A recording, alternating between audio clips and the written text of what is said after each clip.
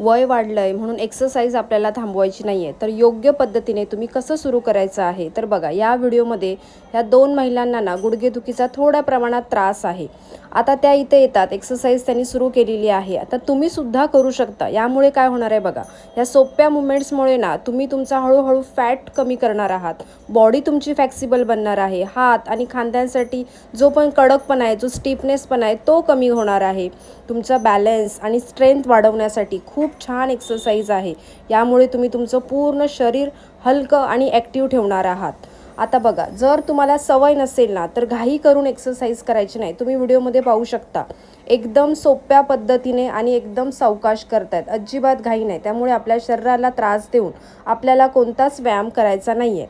बघा, फास्ट करून काही होणार नाही आहे. त्यामुळे तुम्हाला काय करायचं आहे, व्यवस्थित एक्सरसाइज करायचे आहेत आणि त्या पण नियमित एक्सरसाइज करणं खूप महत्त्वाचं आहे. त्यामुळे जर तुम्हाला सुद्धा एक्सरसाइज करायची असेल तर आजपासूनच सुरुवात करा.